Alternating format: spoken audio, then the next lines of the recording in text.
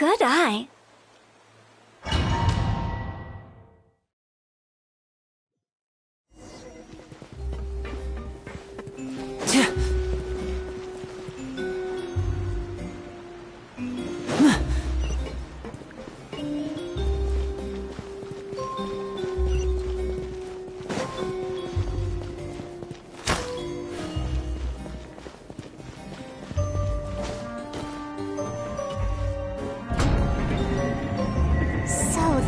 Caesar's workshop. Nothing suspicious here, just normal magic props. Let's head in further.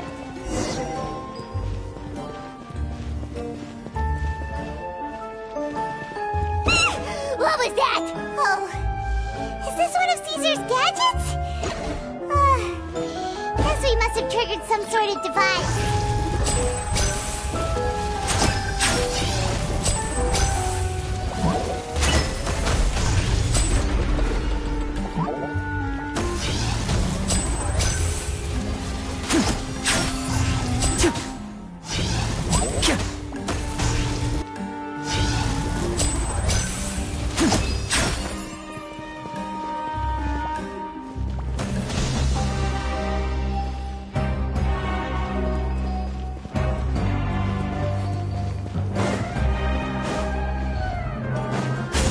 Right up.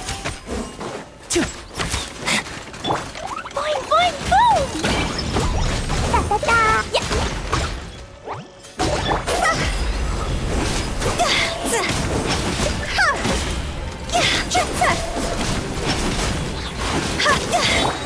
Sparks and blast!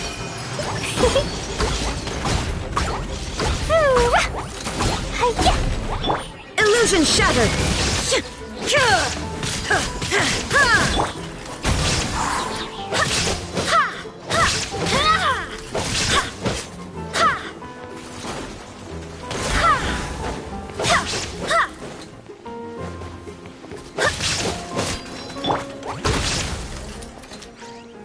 Whoa. Look. The doll in the box is glowing.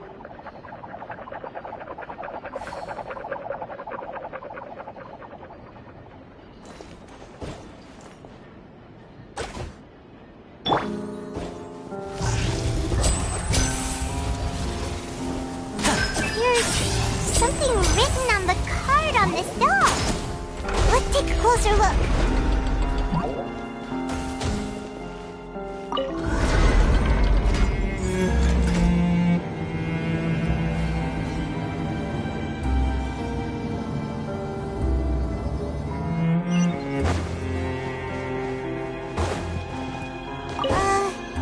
These magic boxes are moving. What do we do? One of them looks different from the rest. Let's investigate.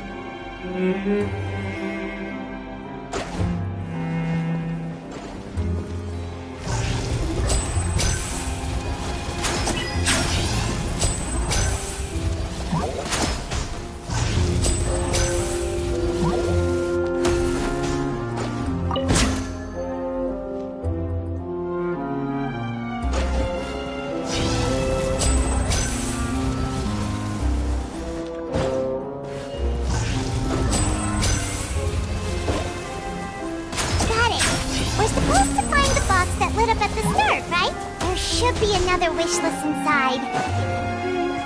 Let's keep trying.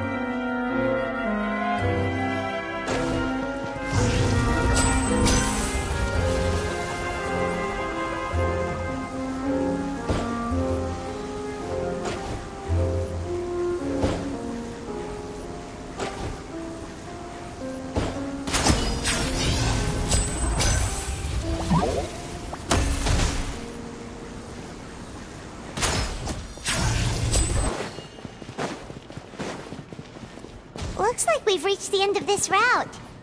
Shall we try a different one?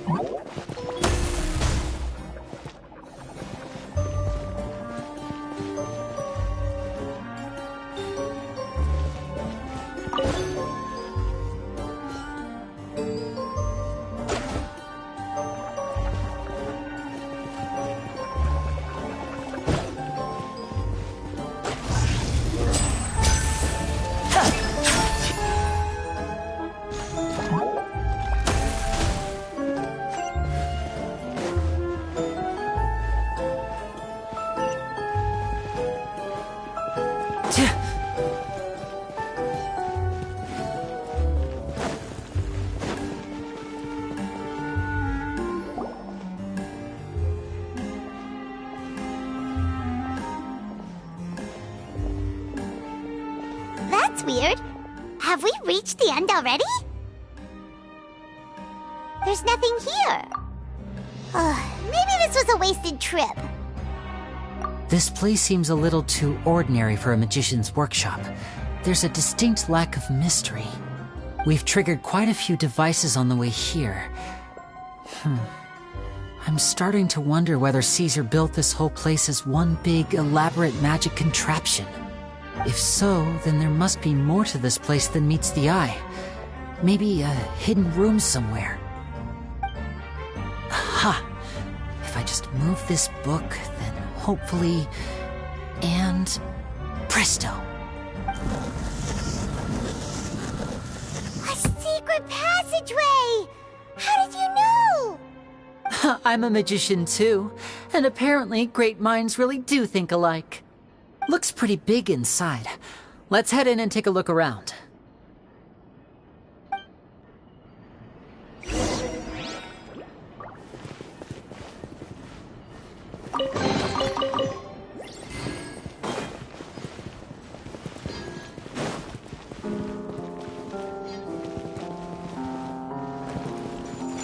And voila!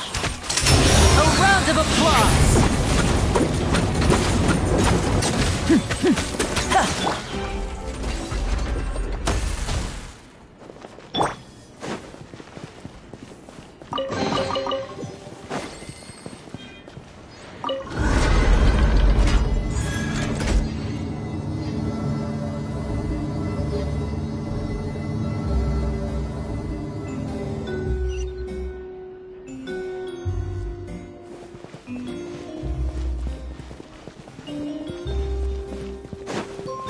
Disappear! Torn to oblivion! Shine down!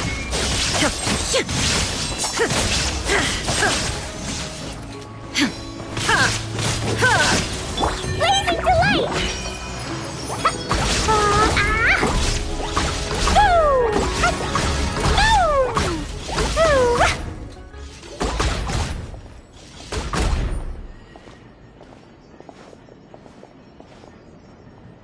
Why have you stopped, Lenny? Is there some device in that box? Huh. It just looks familiar somehow. Let me check this out for a second while you guys go on ahead. If anyone makes a major discovery, let's rendezvous here. All right, see you in a bit.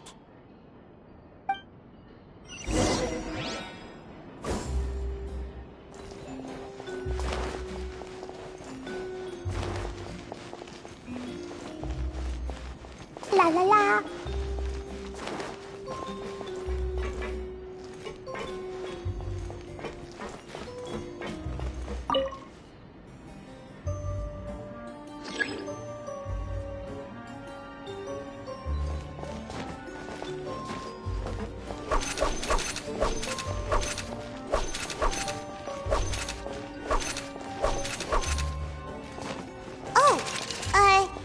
Seems like we can't step on the same tile twice.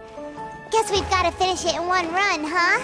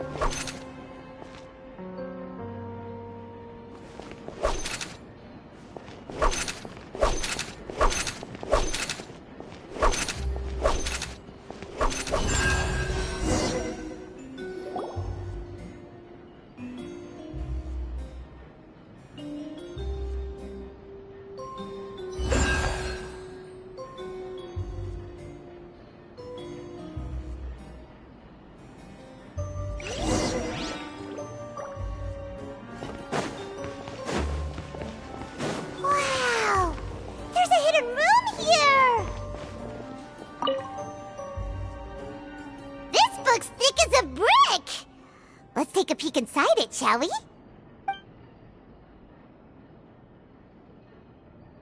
At one of my shows a few days ago, a child asked me how I pulled candy out of my hat.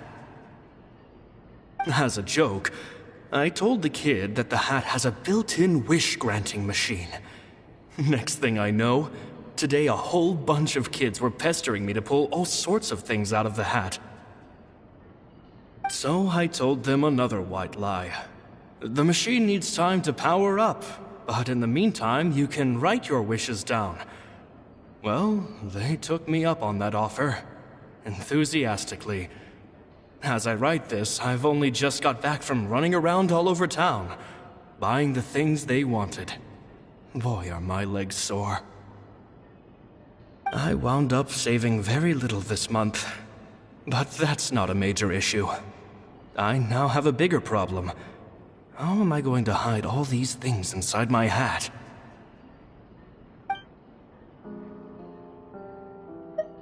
Two children came to talk to me after today's show. I don't know why they were out on their own. They looked much too young to be unsupervised. I do hope they got home safely. Anyway, they said that they wanted me to teach them how to do magic.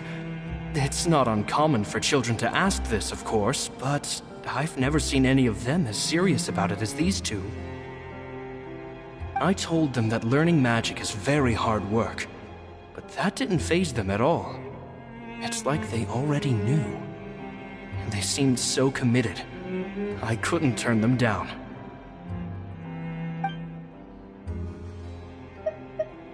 It seems like something's bothering Lorenzo lately, but he won't open up to me about it. Surely he's not upset that I agreed to teach those two children. I'll have to talk him around. I have a good feeling about those kids. They're naturally talented, and it seems like they're not new to the world of magic. They have all sorts of fantastic ideas. All I'm really doing is helping them develop a more professional standard training plan. They wanted to call me Master, but I told them they absolutely mustn't. Any magician worth their salt could have taught them what I have. They're the geniuses here. Compared to them, I don't deserve to be called any sort of master. With time, I have no doubt that they could become far greater magicians than I. My only concern is why they're so mature for their age. I fear they've had to grow up too fast. I don't dare to imagine what they must have been through. Gemma thinks so too. She doesn't like being around them. Says that their eyes are too piercing. They don't bother me, but then again, I've never been the sharpest tool in the shed.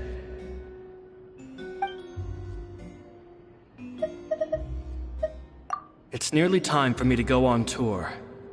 I asked the two kids if they'd like to come with me, but they shook their heads. I once overheard them talking about their father and their mission. Sounds like their parents have other plans for them. I guess we'll be parting ways soon. It's only been 10 days since I first met them, but I think that I've gotten a feel for their personalities now. They're very tough, but also very cautious, and they trust no one but each other. This, I fear, is not a good habit to have. They hide things from me too. For example, when I asked them where they live and why they wanted to learn magic, they lied. That's the thing about children. Whenever they're trying to cover something up, it always shows somehow. I can sense that their lives have been hard, possibly even dangerous too. They're not like other children. It's a shame that I can't do more to help them. After thinking things over, I decided to tell them a bit about how I see the world.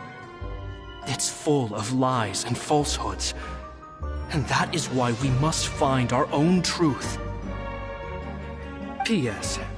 I hope they won't find my nagging annoying. Children are so opinionated nowadays. Will it do them more harm than good for someone they've only known 10 days to lecture them like that? PPS. Maybe I'm overthinking this.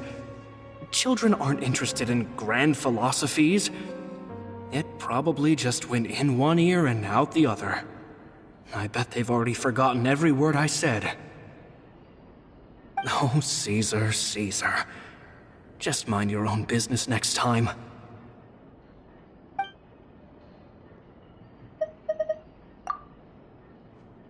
Two magic geniuses with a father and a mission, huh?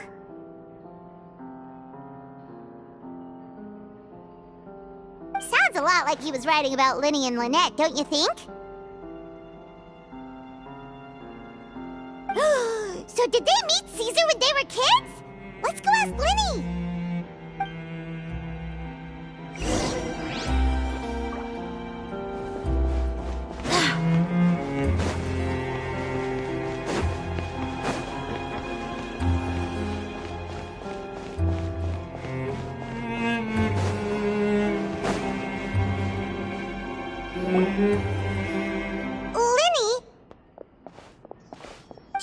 Hold that thought. As I expected, there's a lot of fishy things going on in this place. Fishy? Uh-oh, what have you found? All in good time. Before we go over our new leads, I want to tell you how a high-altitude escape is performed. First, the magician slots themselves into a magic box in full view of the audience. The box is then suspended high in the air, and a short while later, the base automatically opens. At this point, a dummy will fall out of the box, but it looks real enough to grab the audience's attention, and they start wailing and screaming. Meanwhile, the real magician, who has by now blended into the crowd, waits for a good moment to make their appearance and put on a hysterical performance. Oh no! Is that me? Did I just fall to my death? Very vivid description. Paimon can really picture it. And then what? The audience's gaze then turns to the magician, and by the time they realize what's happened, the dummy has vanished, as if everything that just happened was some sort of shared illusion. Of course, that's just how I think the process should work, theoretically speaking. The inventor of this trick never performed it successfully. When the box opened, Caesar was the one who fell out, and not the dummy. He fell right to the ground from the highest point of the opera house. No one could hope to survive that fall, not without a vision at least. And no one else has ever attempted this trick since. My understanding of how it works is just based on what I could gather from his notes and the relevant gadgets here in his workshop. So Caesar's famous high-altitude escape has never been done, huh? Paimon was about to say how cool it would have been to see it in person, but if it's that dangerous, it's probably for the best that no one else tries to do it. Wait a second. So if a dummy's supposed to drop out of the box, then where does the real magician go? How does he get out? Glad you asked. That brings us to the secret of said box. This box right here is the one that Caesar constructed himself to use in the performance, and it's not as simple as it looks. Inside, there's a device that only the magician himself would know about. Once the magician's inside, and the box is lifted up into the air, the audience's view of the box is fixed at a certain angle. From where they're standing, they have a clear view of the front, sides, and bottom, but the back and the top are now no longer visible. At this point, the magician presses a button inside the box, opening a secret door out of view. He then escapes through this trap door onto the opera house roof, waits for the dummy to fall and distract the audience, and quietly returns to ground level. That's way simpler than Paimon imagined. Even Paimon could probably do it. Well, there's a little more to it than that, of course. The hardest part of this trick is controlling the audience's mood and reactions. That takes an exceptional degree of showmanship. There's the falling dummy, the miraculous reappearance, the pompous performing. Maybe the magician would even have themselves tied up before it begins to strengthen the impression that there's no escape. Many days and nights of careful research and painstaking practice would have gone into this, all culminating in a performance just a few minutes long, but one that still manages to transform the shock and grief of a tragic accident to the joy and laughter of a mesmerizing magic trick. Caesar was a highly accomplished magician. But unfortunately, even he didn't manage to pull it off. So, how did it go so wrong? You said you found some fishy stuff here. Have you figured out what really happened? I can make a pretty good guess. I looked into the case files. The magic box Caesar was using at the time of his death had the secret button I mentioned positioned on the right-hand side. And, sure enough, he always used his right hand as his dominant hand in public. Okay. Nothing suspicious there. But here's the strange thing. Most of the devices in this workshop have the mechanism on the left-hand side, including this box right here, which leads me to believe that Caesar was in fact left-handed.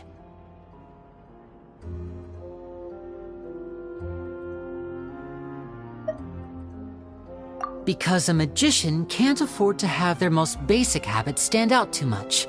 People naturally focus their attention on the most important details of the task or situation at hand. But a magician needs to be able to redirect an audience's attention at will so as to avoid arousing their suspicion. The essence of magic is getting people to believe a lie. If even the truth raises eyebrows, the falsehoods become all the more difficult to mask. And so, Caesar trained himself to use his right hand to align with his audience's expectations. Great magic always requires sacrifices. But in his most stressful and nerve-wracking moments, and when no one was watching, reflex would kick in and he'd use his left hand. That's why he set his gadgets with the mechanism on his left. Exactly. I think that's likely what happened.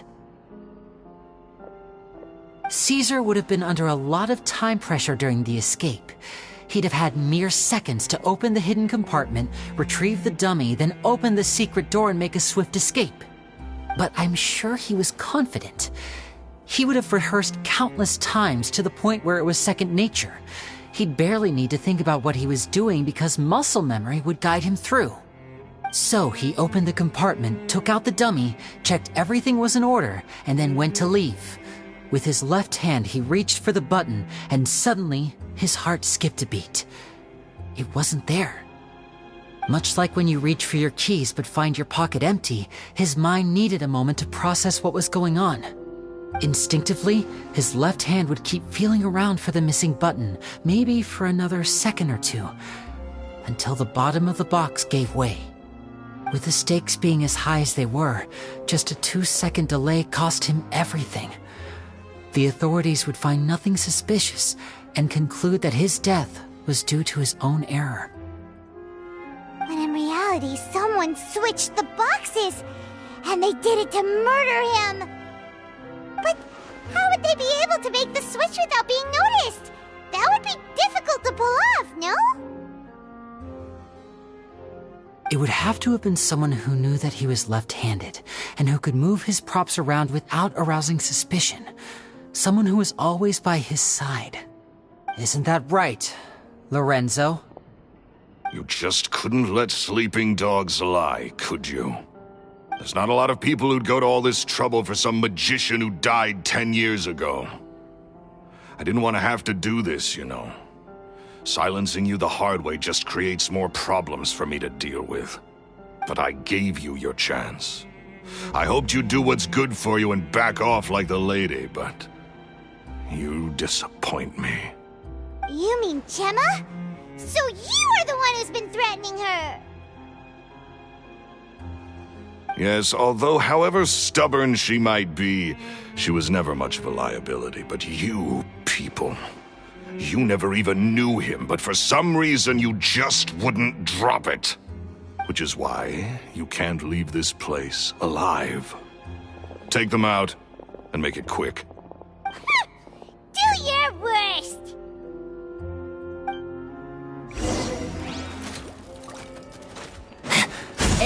Voila! Time to go!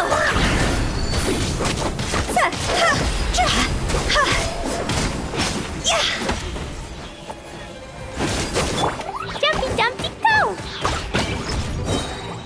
La la la! Woo!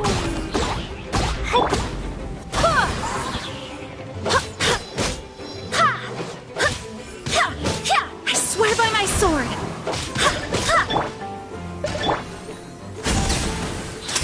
Here comes the finale!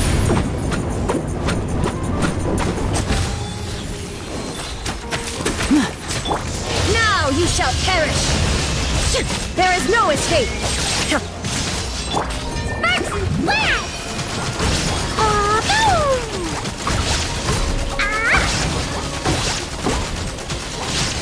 Ooh.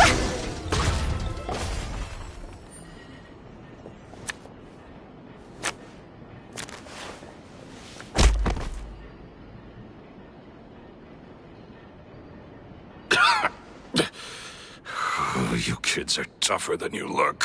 Had enough yet, Lorenzo? Your cronies can't help you now. I think it's high time you started talking, and what I'd really like to know is, why did you murder Caesar? If I had a mora for every time you said that man's name. Of course you idolized Caesar, everyone else did. But I was the real genius magician. Me! He was just an amateur who did cheap tricks for gullible children. I was the one who made magic into the fine art it is today. The aristocrats doffed their hats to me! So it was jealousy. Jealousy. Hatred, more like. I hated Caesar. All he cared about was his magic. He lived and breathed it.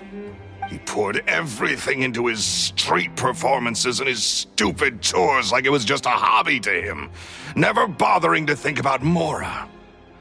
What sort of fool devotes their life to the art of deception and never has a Mora to show for it? But the people loved him, didn't they? Oh, how they looked up to him. No one gave me a second look. All I ever heard was, "Oh, your master's amazing, isn't he?" Amazing. Yeah, so amazing that he was completely broke. Every other apprentice was living it up at their master's expense, but no, not me. I put in all the work, mastered all the skills, and it brought me nothing more than the life I already had. He forbade me from using magic to trick people out of their Mora. There was nothing he hated more than that. And with his reputation in Fontaine, it was too risky for me to go it alone. As long as he was alive, if I dabbled in my own brand of money-making magic, he would expose me, and it would destroy me. I had to kill him. There was no other way. He had to go. And this was your only motive? It was reason enough. What other motive would I need? Well, I was under the impression that there might have been other factors at play. For instance, maybe you were in love with Gemma, but she was engaged to Caesar. In love with Gemma? Don't be ridiculous. Guess I was wrong about that then. Next question. Are you the Phantom Weasel? I am. Caesar was so strict with me. He insisted that his way was the right way, that the sole purpose of magic was to bring joy to the world. I never bought into any of that. I was more interested in the practical value of magic. Sure enough, it helped me fill my pockets with all kinds of valuable treasures. Oh, yeah! Charlotte told us that the weasel would steal whatever people valued, no matter how much it was worth. That's just how it looked from the outside. What would any thief want with second-rate loot? I've only ever targeted high-value items. I stole cheap things as a way of practicing my craft. It was other people's overactive imaginations that conjured up the preposterous image they then dubbed the Phantom Weasel. So, that's the story, huh? Well, I hope you're ready to tell it all over again during your trial. What choice do I have? You're a pack of wolves, and you've got me between your jaws. You've seen what's here, and my last-ditch effort to stop it getting out has failed. What else can I do? So be it. I've enjoyed power and wealth for the last 10 years, the likes of which Caesar could never give me. I wouldn't choose for things to end this way, but I regret nothing. Very well. In that case, I'll contact the guards. Traveler, Paimon, keep an eye on Lorenzo for me. I'll meet you just outside the workshop when I'm back.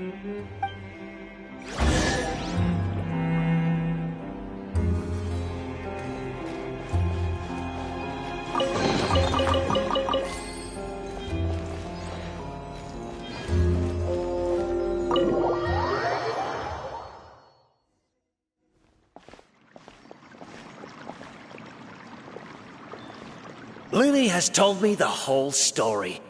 Lorenzo, do you confess to the murder of Caesar and to framing him for the Phantom Weasel's crimes? Look who's finally developed a conscience. What kind of disciple murders their own master? I hope it was worth it, because there'll be hell to pay.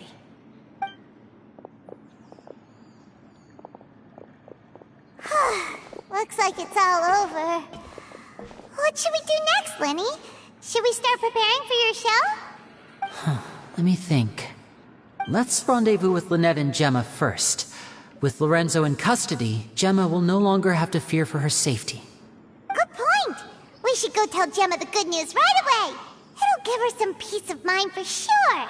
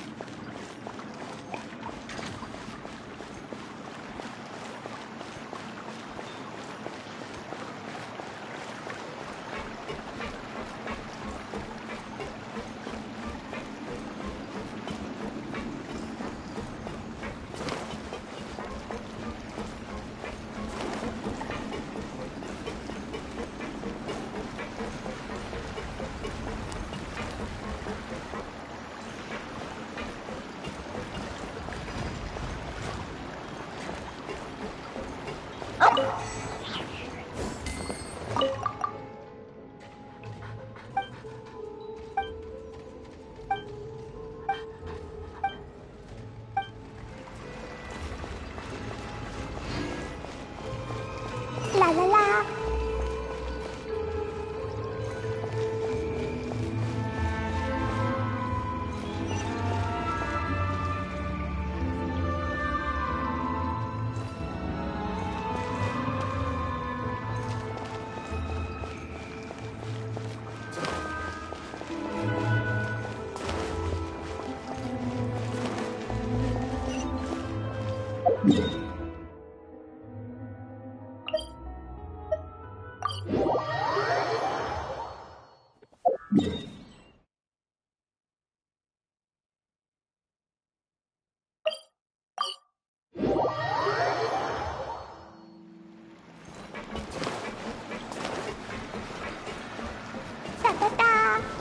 La la la.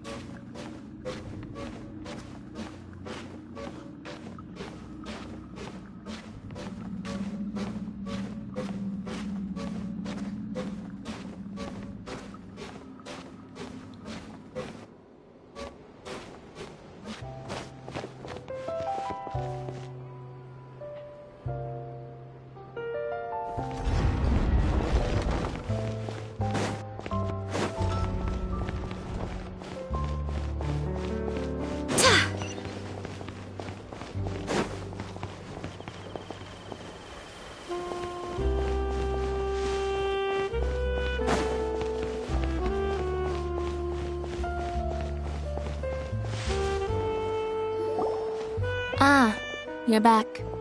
You were so quick. I've only just finished my third dessert. Your third? Lynette, come on, we've talked about this. Everything in moderation. You're not gonna have any room left for dinner now. It's fine. I'll shift to exercise mode and jog off the excess sugar. That's besides the point. Well, it's done now, but try to eat a more balanced diet in the future. Point taken. Did everything go okay? Of course! Lorenzo was no match for us. The guards are taking him into custody as we speak. Gosh, that's amazing. I'm sorry, I still didn't know if I could trust you, but now it seems I can. I had my suspicions about Lorenzo, but I... It's okay, we understand. He did threaten you. Paimon would find it hard to trust strangers in your position, too. But you don't need to be scared anymore. Everything's gonna be okay. Sorry. My emotions are all over the place right now. I've been waiting for this day to come for so long. I always wanted to report Lorenzo. He took all of Caesar's property, which I found suspicious, but I had people watching me all the time, so I couldn't risk looking into it. I was so afraid. I was scared he'd do something terrible to me, and then no one would be left to visit Caesar's grave. So I never had the courage to speak out. Thank you all. Truly. Thank you so much.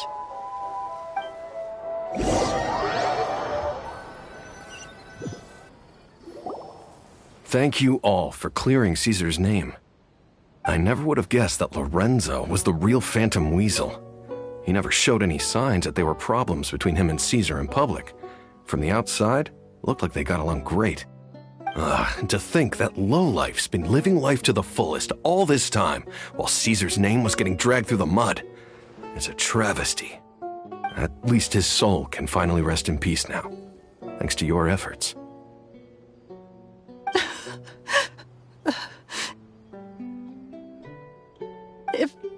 If only I'd realized before it was too late. Don't blame yourself, Gemma. This isn't your fault. Yeah, you still have the rest of your life to live. Caesar wouldn't want to see you spending it feeling guilty. Cheer up, Gemma. My brother's doing a magic show at the Opera House tomorrow evening. Would you like to come along? It might raise your spirits. This show will be a special one. We're holding it in Caesar's honor. In Caesar's honor? Really? Oh, thank you. I'll be there. Great. We'll see you tomorrow evening. Traveler, Paimon, don't be late. Don't worry, we'll be there. No way are we gonna miss out on a free magic show. Wait, Paimon feels like we're forgetting something. Oh yeah, Caesar's diary! We never found out if the two kids Caesar taught magic to were Linny and Lynette or not. Linny changed the topic back in the workshop, so we didn't get a chance to...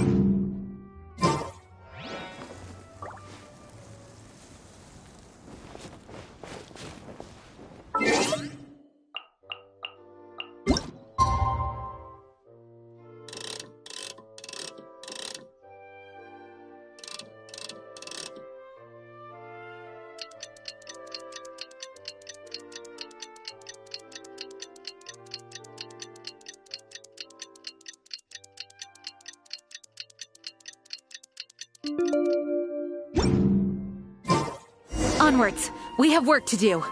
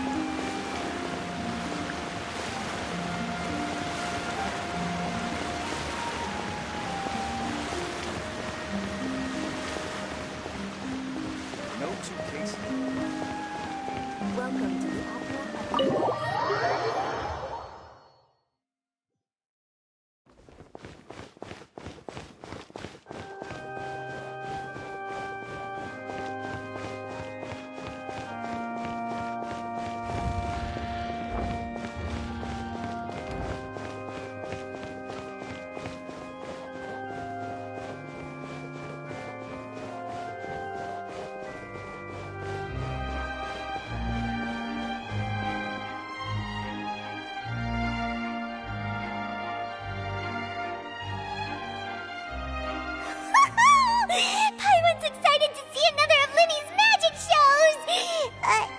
Wait. Lynette, shouldn't you be on stage by now? Not this time. My brother's going solo today. So, I'll be watching with you. Good evening, ladies and gentlemen. I hope everybody's ready because the show is about to begin. The great magician Linny has prepared a spectacular show for us all tonight, concluding with an all-new grand finale that no audience has ever seen before. Wow! A new trick! Thank you all so much for coming. Now, prepare to join me on a journey through the mystical and miraculous.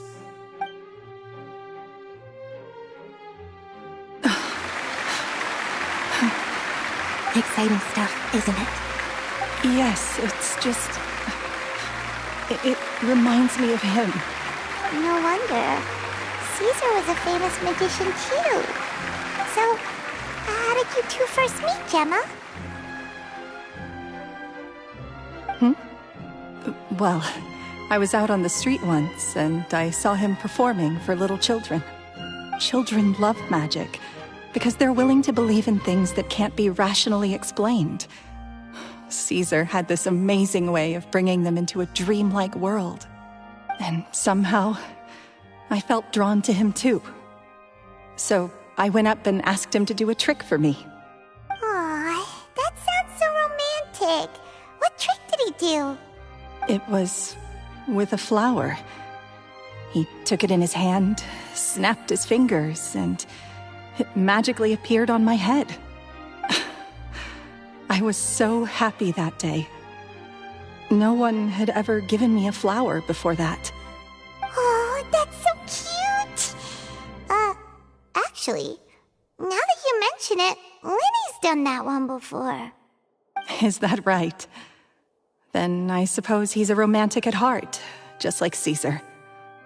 So let's treasure the time we have with him. After all, you never know when the people dearest to you might be gone. That's right. It's all over now. Paimon doesn't really know how to comfort you, but at the very least, no one's gonna be intimidating you from now on. You can breathe easy at last, right? Right. Yes, you can breathe easy now, Phantom Weasel. See? Even Lynette says... Wait, what? The Phantom Weasel? Lorenzo escaped? Where is he? What do you mean, Phantom Weasel? As Linny once said, a performer's job is to commit fully to their role and put on a flawless performance for their audience. But once the bag of tricks is empty and the curtain falls, it's time to end the show. The spotlight is no place for someone with no more cards up their sleeve. It's been 10 years, Gemma. Aren't you tired of the grieving widow act? I think it's time to put an end to it. What are you talking about? Paimon doesn't like this riddle. Traveler, Paimon doesn't like where this is going. Come on, say something! Ladies and gentlemen, I hope you're all enjoying the performance so far. There will now be a brief intermission, after which Lyney will perform the most electrifying act of tonight's show, the one we've all been waiting for. The final performance will take place outside of the Opera House, so please make your way outside in a calm and orderly fashion. The Phantom Weasel never did like public places, did they? Don't worry, this place will be quiet soon. Let's talk somewhere else for now.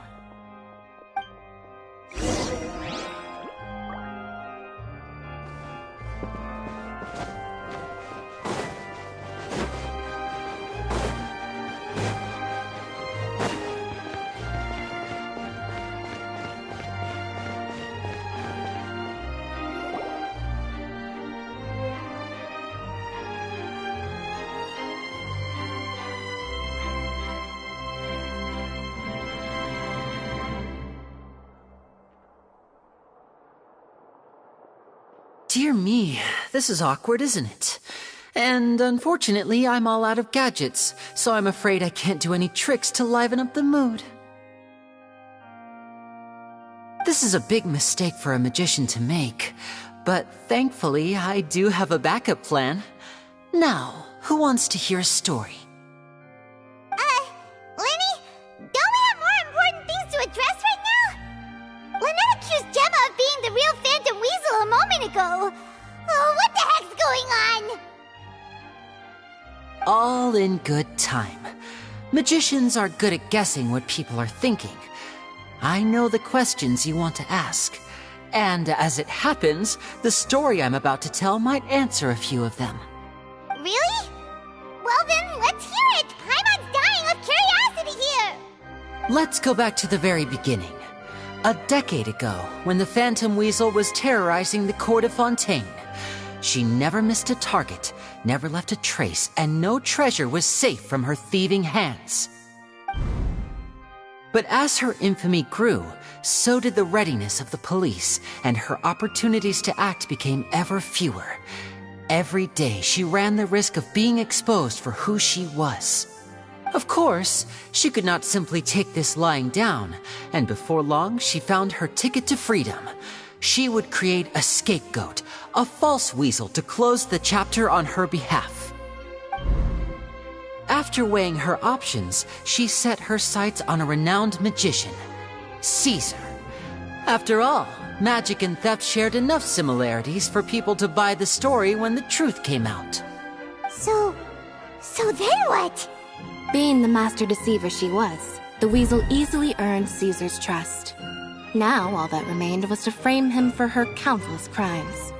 But as she was considering how to make her move, she noticed Caesar's aggrieved pupil, and a new thought entered her mind.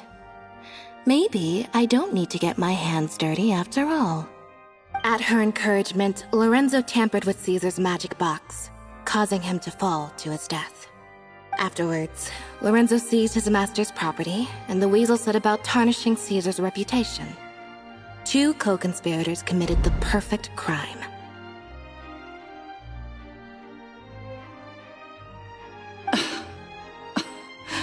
I've got to hand it to you.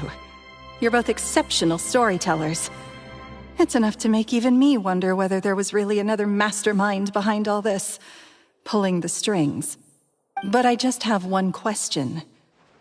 You seem to think that I am the villain in this tale. What's brought this on, Lyney? Is it something that Lorenzo said?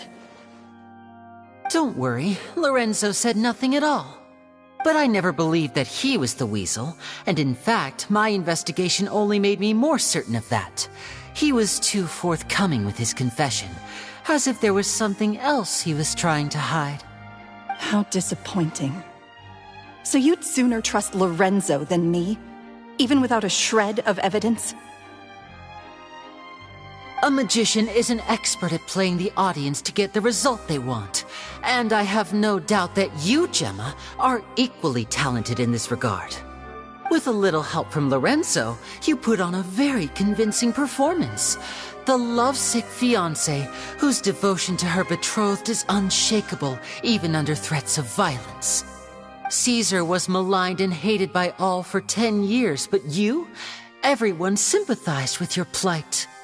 Who would suspect for 1 second that the lovely young lady always seen weeping in front of Caesar's grave was actually the mastermind behind his demise? No, not that poor lady. Perish the thought. Wait, so you mean the whole intimidation thing was just a hoax? Gemma and Lorenzo were both in on it? But why would Lorenzo agree to that? And why didn't he sell her out even at the end instead of admitting to being the weasel himself? Yes, why indeed? Maybe Gemma herself could enlighten us on that question. Well, Linny, if you're so confident in your version of events, then I think the answer should be obvious. Having killed Caesar with his own hands, Lorenzo was plagued by overwhelming guilt. Revealing the Phantom Weasel's true identity would serve no purpose. But if the weasel remained free, then she could take care of Lorenzo's loved ones. An excellent answer, though sadly a little dull. Is that right? Well, don't let me bore you. If you'd care to change the topic to something more interesting, I'd be much obliged. As a matter of fact, there's one thing I'd really like to understand. Why would the real weasel have targeted things that only have value to other people? Could you shed any light on that? Of course. After all, we're just telling stories here, aren't we? If I had to guess, I would say that the real weasel must have had a terrible childhood. Left to fend for herself after her parents died young. Betrayed, scorned, beaten. She'd scrounge waste paper from garbage bins to draw on, using twigs and dirt for lack of ink and pen. She'd sew ugly ragdolls from whatever scrap material she could get her hands on. This was her only source of happiness in life. But it was all she needed, and she was content. Until the world decided that even this was too good for her. Once again, she was betrayed. And this time, everything was taken from her. She felt like life was a miry pit that dragged her further down the more she struggled to escape. At that tender age, she should have been happy. Instead, she stood in the shadows and watched with envy as all good things in the world passed her by. This was a fate too cruel for anyone to bear. Her pain became a breeding ground for dark thoughts. Thoughts which festered and grew into a twisted solution to her troubles. I detest the happiness of others, in all its forms alike. I will rob them of everything they hold to be good and true, and it will fill the void in my soul. That's some pretty heavy stuff. Now it all makes sense. Does this story satisfy you, Linny? Yes, it is quite to my tastes. Thank you for helping to clear up my confusion.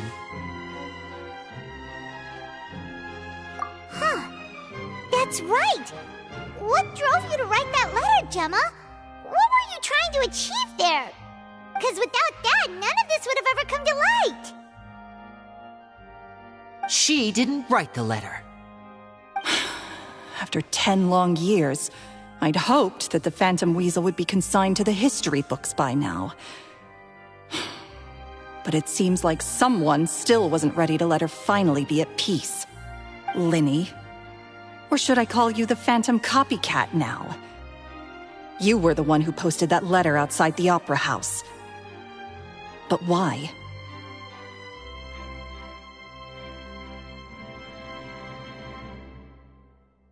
Very sharp, Phantom Weasel. Still as shrewd as ever. Well, no need for me to be coy about it. Our goal was to clear Caesar's name. The most straightforward way to change the public's impression of Caesar was to force the Weasel to show themselves. That's it? You had no other agenda? Of course we did. We made it quite clear in the letter, I believe. I shall take from you that which you hold most dear, just as you did to me 10 years ago. 10 years ago? You mean Caesar's death? You met him? Wait. Oh, I get it. You were those two obnoxious kids. It's been so long, and you're all grown up now. I didn't recognize you. He taught you magic back then, didn't he? For what, 10 days or something? And you went to all this trouble. Why? Because you feel like you still owe him something? We remember all our debts, however great or small. 10 years ago, Caesar's reputation was torn to shreds, and his legacy was thrown out. 10 years on, and no one cares what the truth is anymore. But we did not forget, and so we came to find you. And? What exactly did you take from me? I'm still standing, as you can see.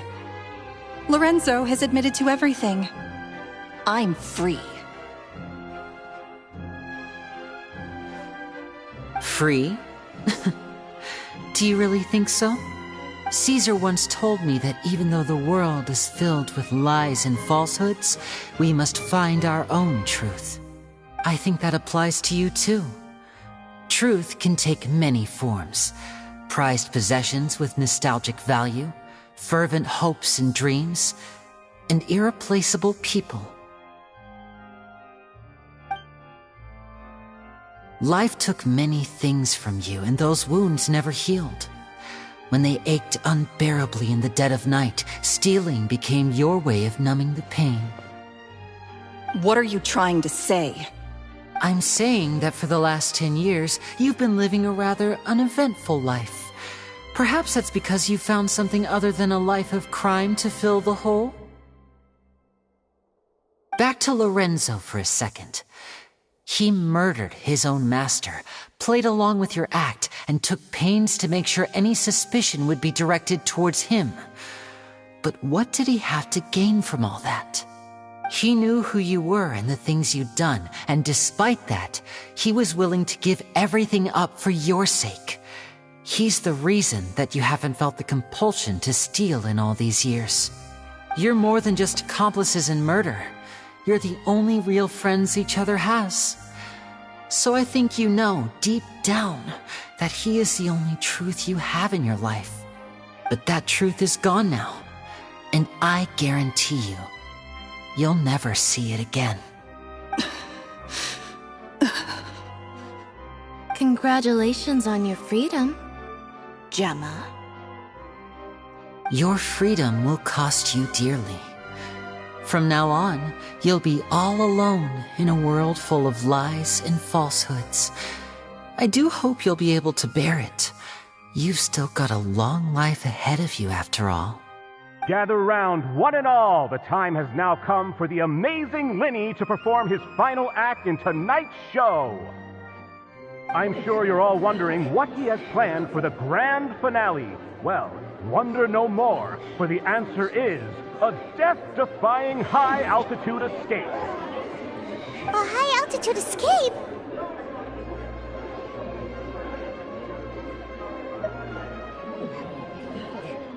I'm sure you all remember the magician Caesar.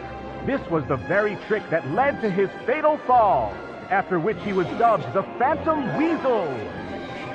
But we have now learned that Caesar was wrongly accused, and that the real Weasel has now confessed to their crimes. Guess that's my cue to leave. Whew. I've been practicing this one for ages now, but I'm still a little nervous. Traveler, Paimon, I hope you enjoy the rest of the show. There may be a lot of people watching tonight, but you alone are my true witnesses.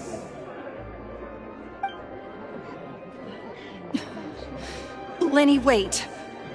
You two hid a lot from Caesar. He went to his grave without ever knowing your secrets. So what about now? Are you an open book? Or are you still the same as ever? You don't have to tell lies to end up isolated and alone. One day, you'll end up exactly where I am today. Maybe then you'll finally understand. You're wrong. I'm nothing like you. So, what are we, doing now? Like Linny said, when you're ready, let's head outside and watch the show. But what about Gemma? She'll figure out what's best for her soon enough. Oh, and if you'd like to see Linny after the show, you know where he'll be. The usual haunt. All right. Well, let's go and watch Lenny's finale then. This trick's a pretty dangerous one, but he should be able to pull it off, right?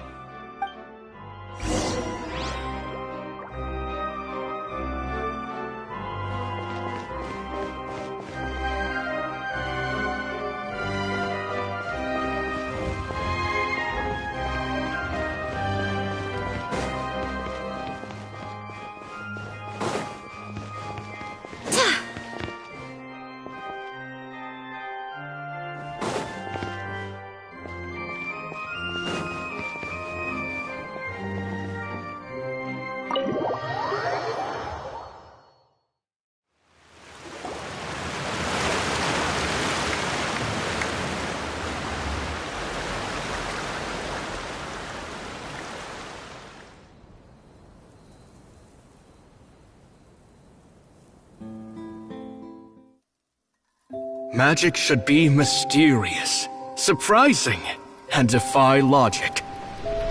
Magic is hard work.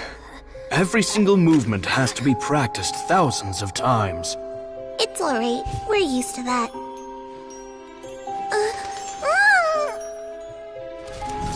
We're sorry. You've taught us so much, but we can't tell you the whole truth.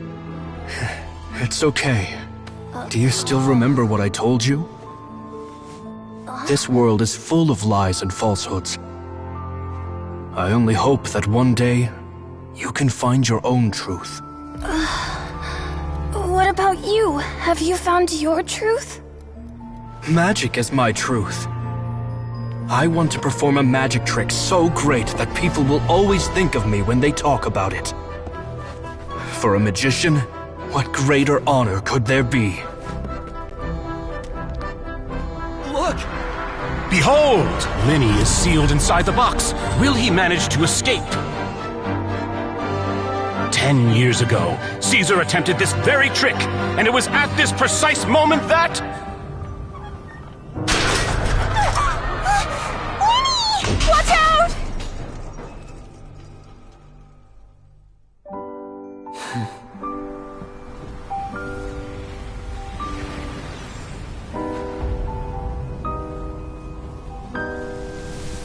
Mysterious.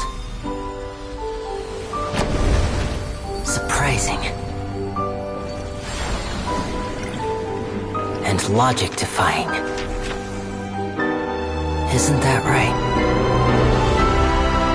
This honor belongs to you, Caesar.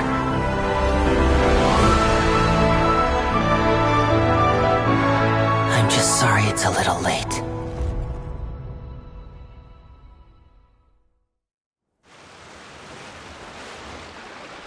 Did you see that? 1 minute he was falling, and the next, he turned into flowers. How could he possibly have done that?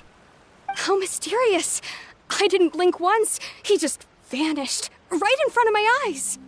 What a heart-stopping magic show! This was really worth the trip. Caesar's name has finally been cleared, and Fontaine's new star magician Linny has fulfilled a wish on his behalf. Oh, I couldn't ask for a better grand finale. It will make a great headline for the Steambird tomorrow, even if I do say so myself. Whew.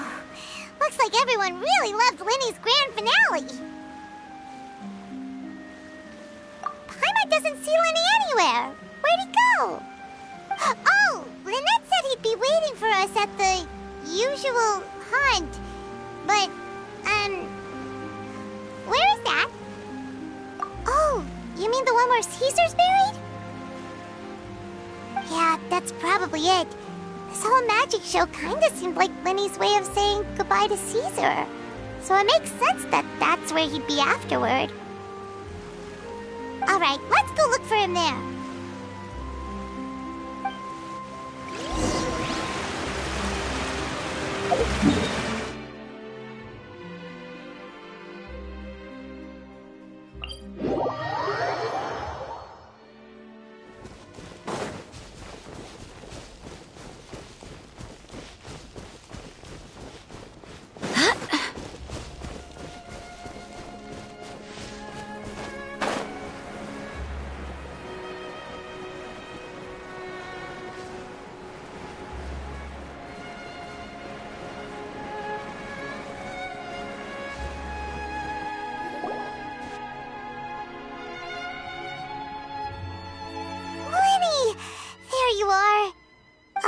Are you alright?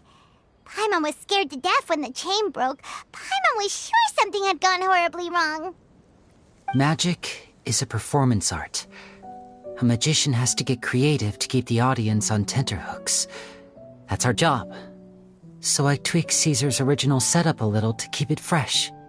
I was honestly a little nervous during the live performance.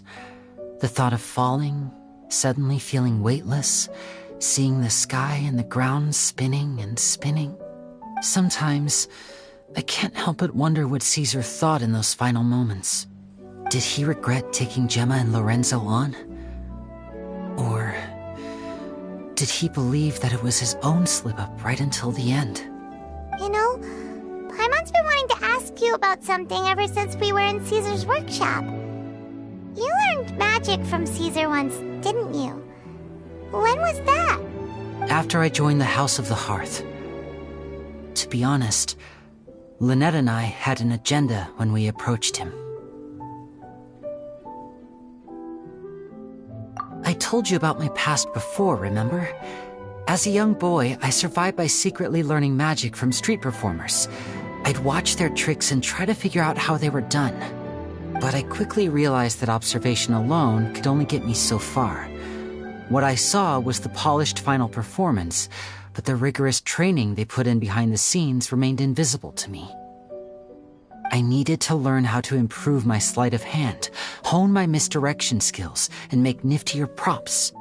We were gifted enough that we'd made some progress by ourselves, but without proper guidance from a professional magician, we quickly plateaued. So that's why you sought Caesar out? Yes.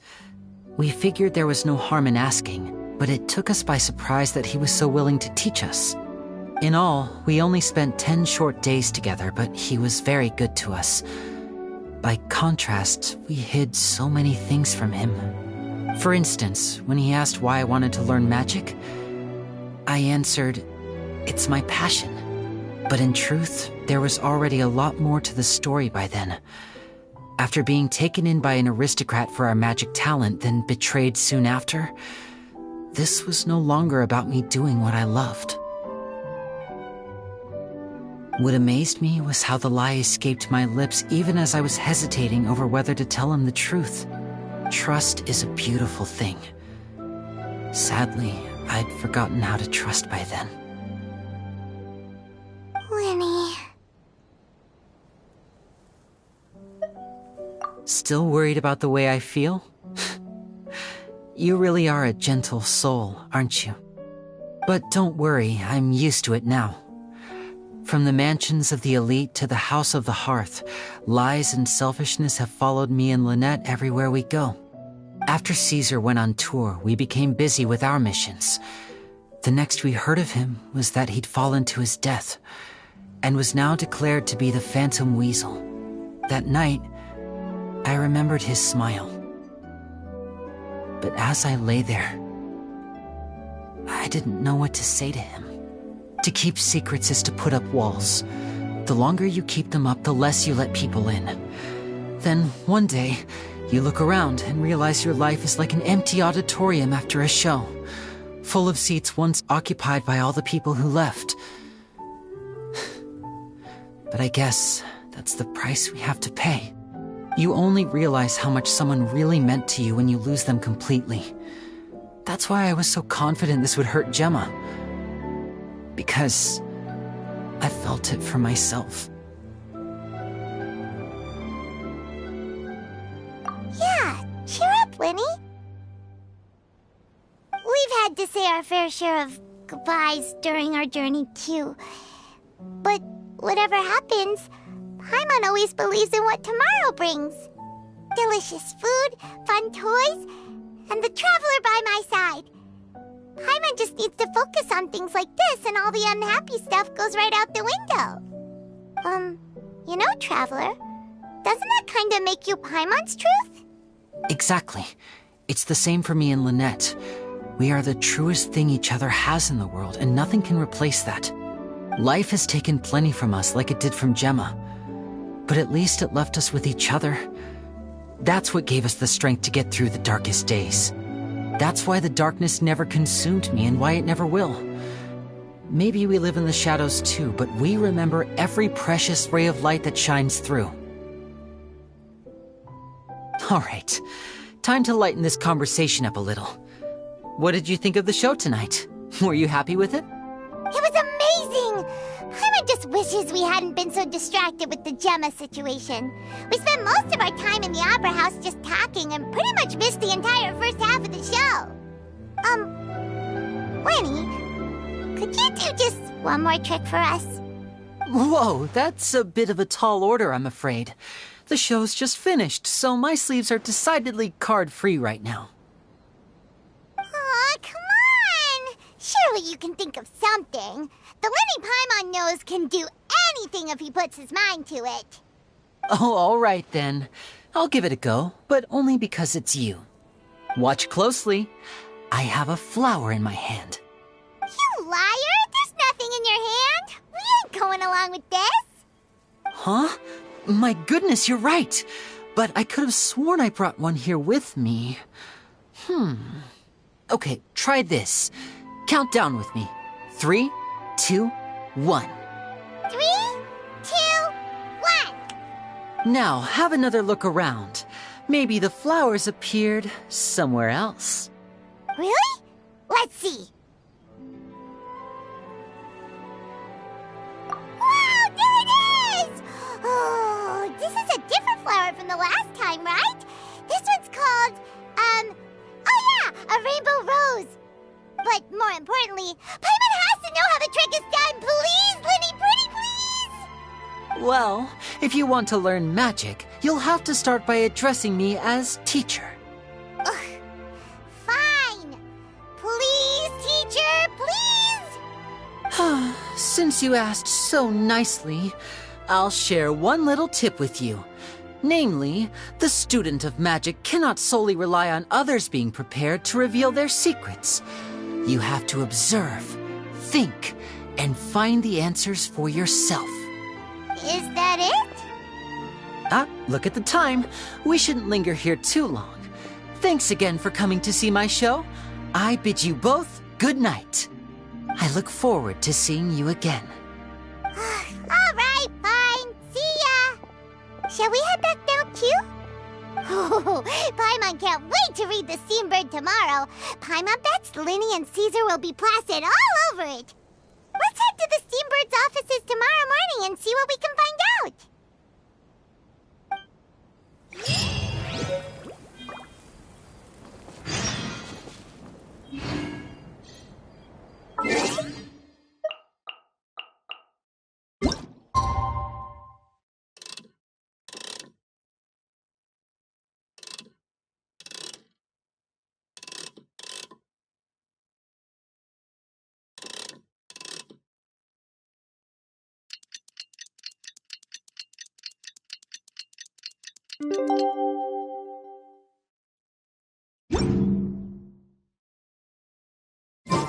It's time to move on. We shouldn't stay here.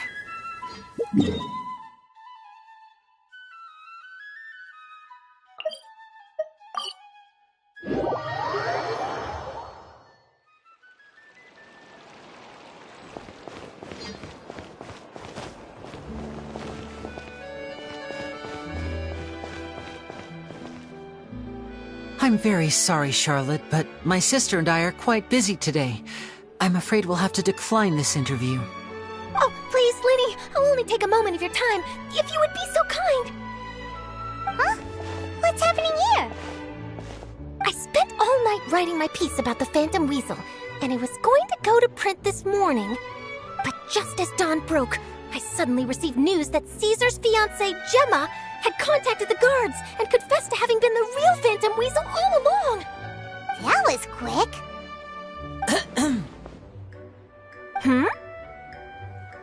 Too late, bro. That was quick, you say? It sounds like I've got some catching up to do. Please, fill me in. Whoops. Aha! My instincts did not lead me astray. You do have something to hide. Gemma turning herself in must have something to do with Linny's performance last night. Maybe watching my high-altitude escape trick reminded her of a better time with Caesar, and she could no longer ignore the voice of her conscience. Huh. Okay, then. Wait, no, there must be more to it. If that's all it took for her to have a change of heart, how did it take her 10 whole years? Well...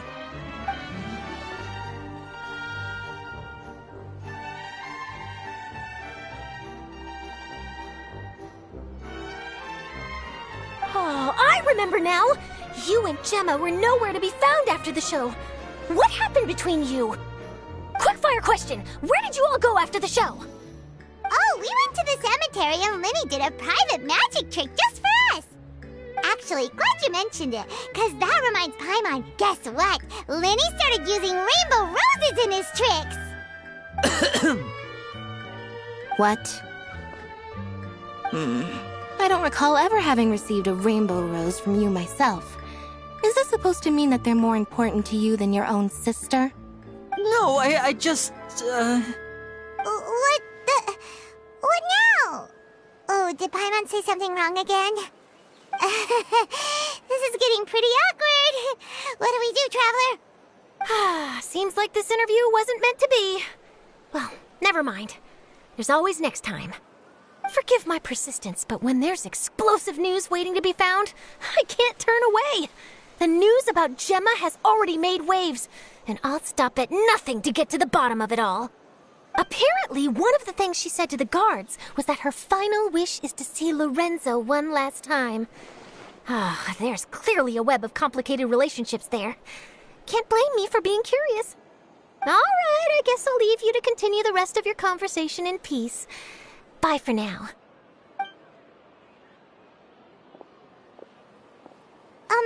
Lynette? Paimon didn't mean to... Don't worry, I wasn't angry. I was just trying to distract her. Oh, really?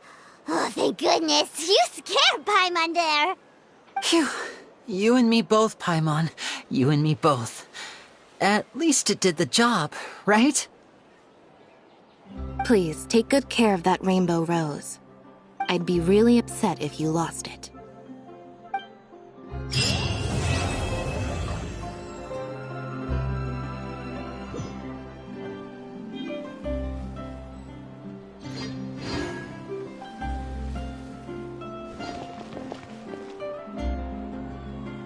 It should be fine.